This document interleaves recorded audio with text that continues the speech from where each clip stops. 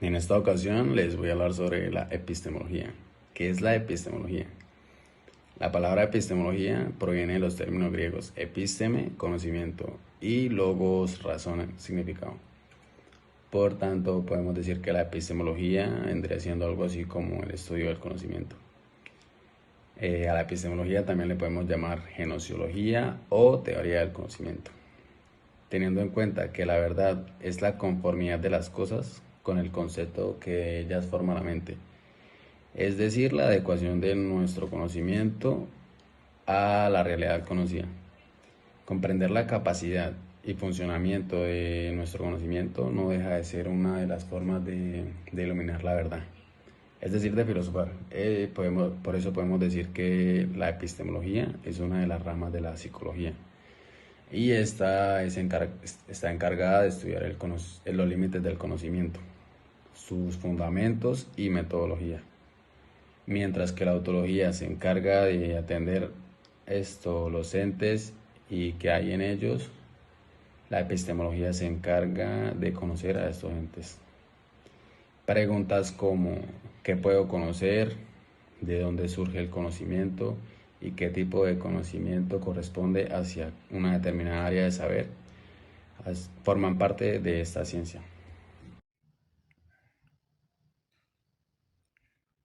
Ahora es importante hacer una aclaración. Existen dos tipos de hermenéutica que están enlazadas de alguna manera, pero tenemos que diferenciarlas. Existe la hermenéutica general, que incluye todas las reglas que pueden aplicarse, no solamente a la Biblia, sino a cualquier otro texto o cualquier otra literatura en general. También existe la hermenéutica especial, que incluye todas las reglas y consideraciones necesarias para interpretar las categorías especiales de la literatura. Esto puede contener, por ejemplo, lenguas desfiguradas, poesías, cartas, entre otros. Pero de alguna manera se especializa con su nombre, lo dice en determinadas categorías.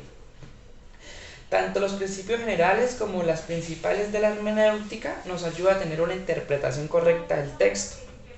La imagen que proviene de esta definición viene de la mitología griega de los olímpicos, de un dios como Hermes. Por otro lado, vamos a hablar de la fenomenología. ¿Qué es la fenomenología? Es el estudio filosófico de las estructuras de la conciencia mientras el análisis de fenómenos que captamos a través de los sentidos, la cual tiene como objetivo llegar a la verdad. Esto sería posible a través de los análisis de la conciencia, interpretar y comprender como era capaz de entenderlo Husserl, que inspiró sus descartes para el desarrollo de la fenomenología, y una de estas es nuestro propio pensamiento, ya que podemos dudar de este, pero hay que los demás, pero que hay de lo que nos rodea además, ¿cierto? ¿Existe realmente o es un producto de nuestro pensamiento? Es un método que intenta resolver nuestro problema. Husserl propone estudiar los fenómenos para saber si existen cosas fuera de nuestra mente a lo que cabe de cuestionarnos. ¿Qué es un fenómeno? Es aquello que podemos percibir a través de nuestros sentidos. Por ejemplo, cuando vemos una roca o una flor, tocamos una superficie, estamos seguros de la existencia de estas cosas, porque se manifiestan de algún modo ante nosotros y somos capaces de captarla mediante los sentidos. Porque no son ilusión o creación, es de nuestra propia mente, por lo que percibimos mediante nuestro sentido. No es lo que queremos o deseamos captar, sino lo que hay que estar dependiendo de lo que se trate va a ser una diferente manifestación. Así que podemos afirmar de que estamos seguros de que existen cosas, no obstante podríamos cuestionarnos. Por ejemplo, cosas que jamás hemos captado pero en el planeta existen. ¿Qué pasa con las cosas que hemos captado pero con las que no hemos percibido en momentos? Como por ejemplo, cuando salgo de casa y voy a algún lado, pienso, ¿mi casa seguirá ahí o desapareció? Estos son unos tipos de fenómenos, como por ejemplo las cosas existen independientemente de nosotros, las cosas no aparecen ni desaparecen sin ninguna razón. Estas cosas las podemos experimentar porque están ahí, ¿cierto? Porque podemos llegar a percibirlas. Al igual que las cosas que ya hemos percibido también seguirán ahí. Y Husserl asegura que los humanos tienen una actitud natural. Está consciente en dar por hecho que existen de los dos objetos independientemente de nosotros, en creer que todo lo que existe ya está dado. No obstante, estar pensando sostiene que debe tener una actitud fenomenológica, la cual es lo contrario de la actitud natural. Todo está dado sin poner en duda un suspenso o aquello que nos parece obvio. Un reto fenomenológico o una reducción fenomenológica va a tener como propósito pasar de esta actitud natural a la actitud fenomenológica. Karl Popper en el falsacionismo. Este autor, que nace en Viena, Australia en 1902, que recurre prácticamente toda su vida y lo dedica al estudio de la filosofía, ha hecho grandes aportes y entre ellos lo vamos a enfatizar en el falsacionismo. Todo parte de un libro escrito Lógica de la investigación científica, escrita por él en el año 1934. Pero para que podamos dar introducción al tema, podemos plantearnos la siguiente pregunta: ¿y qué es una teoría científica según Karl Popper? Bueno, según su definición, lo realiza y da respuesta a ello, que es una teoría falsable, pero que aún no ha sido falseada. ¿Y cómo podríamos dar explicación a esto? Iniciando desde la corriente de la epistemología, partiendo desde la filosofía, en cuanto al verificacionismo, podríamos concretar y decir que busca la manera de enfrentar problemas para dar explicación en cuanto o en torno al empirismo de la realidad. Esto quiere decir que en ello parte la ciencia en refutar una idea por medio de un contraejemplo, por lo cual, si no se cumple, si no es posible, podría ser aceptada pero no verificada.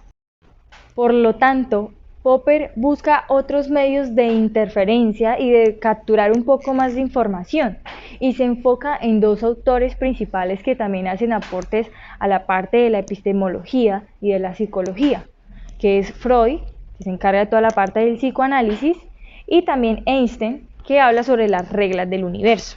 El que trataba o cuál era su enfoque o el objetivo en el propósito de ver estos dos pensamientos de estos dos grandes autores también.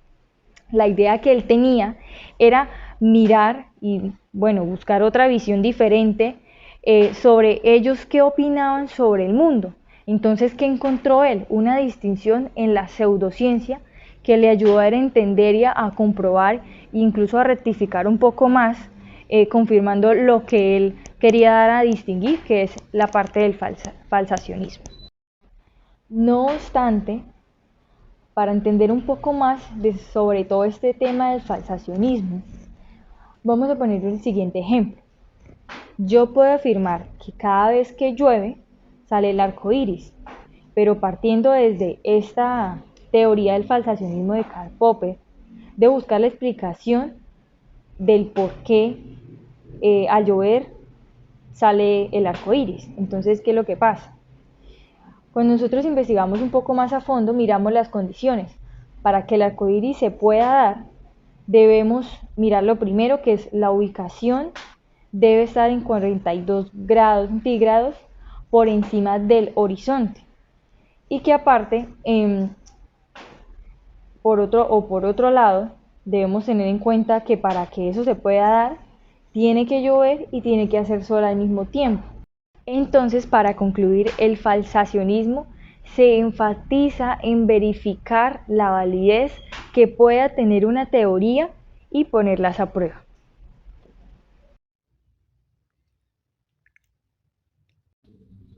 Corrientes científicas. Las corrientes científicas es un estudio de la epistemología, la cual nos da conocimiento de una nueva idea. Entre estas corrientes científicas encontraremos tres grandes ramas, la cual el racionalismo y el empirismo. El racionalismo y el empirismo es una rama que buscan en común el conocimiento del ser humano, el cual tienen diferentes filosofías. En el racionalismo existe la idea de las ideas innatas. En el empirismo niega la existencia de las ideas innatas. Estas dos, las semejanzas es buscar un tema del método del conocimiento. Segundo, el positivismo. El positivismo es una fuente de fisiología.